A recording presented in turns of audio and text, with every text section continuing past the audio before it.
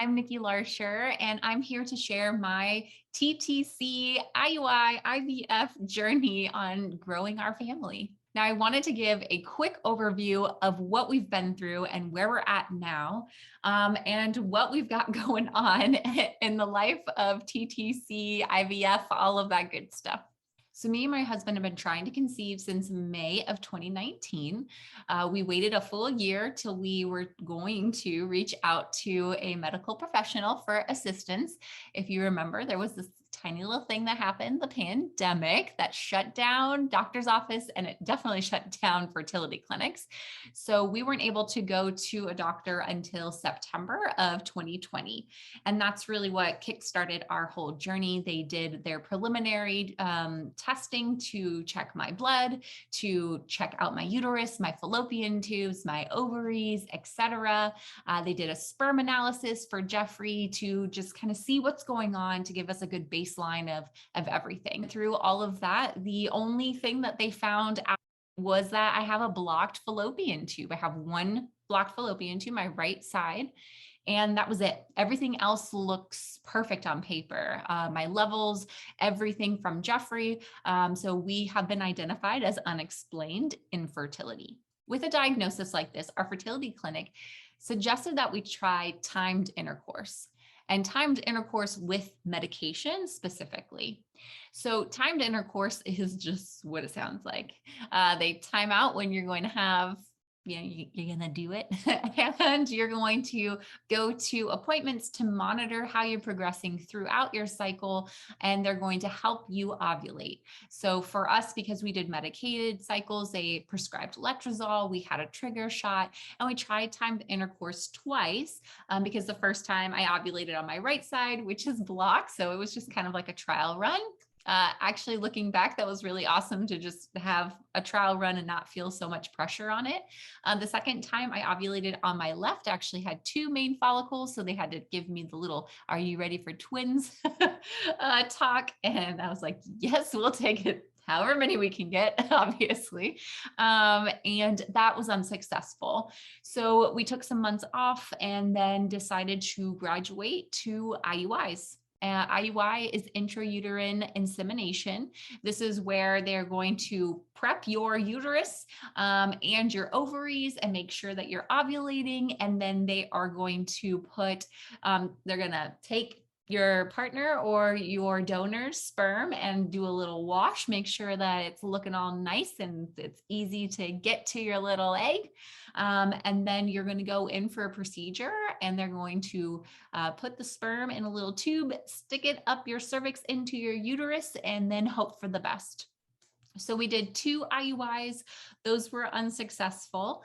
And we just took some more time to reflect on where we were at, if we wanted kids still, if this was what we wanted to do, because the next step would be IVF. Here's a good analogy. A lot of people graduate high school, right? Maybe that's timed intercourse, we'll say. And then a lot of people go to college and they do IUIs, and then they graduate college, and you're like, okay, you spent 4 years. That was significant. It was significant. And now some people will go and get their PhD, and it's really difficult. And it's going to take you a lot of time and energy and money and all of that. That's what IVF is. That's what it feels like. You're deciding to get a PhD in infertility. So we took a lot of time to just reflect on if that was the right journey for us, if that's what we wanted to do, and decided that IVF was our next step. So then we did our egg retrieval in October. We were able to retrieve 14 eggs, which we were so excited about. We were tracking really well. 12 of those were mature, 10 were fertilized. We had 7 make it to blastocyst, which is the 5 to 6. We had a few that were 6 days. And were, tracking well. And then we decided to do PGT-A testing, which is the most common testing for embryos. And that was just to check that, chromosomally, they were normal. There's a lot of information about PGT, so I won't go into it. There's a lot of doctors that explain it way better than I ever could. So highly recommend if you're looking at doing that testing on your embryos that you look into. There's some really great content right here on YouTube for free. So after we did our PGT testing, we had 2 embryos that came back as normal. At the end of January of 2022, we transferred one of our embryos.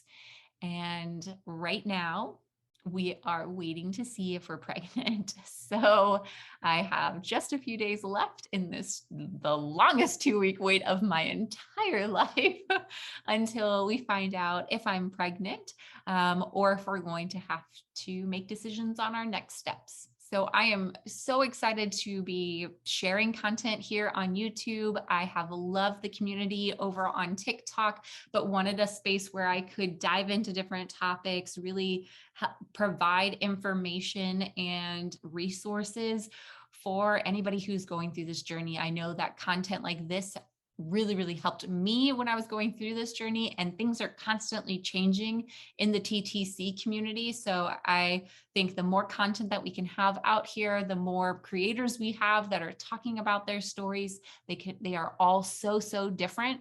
So I'm so excited to have you here, to have you as part of this community, because that's what this is all about.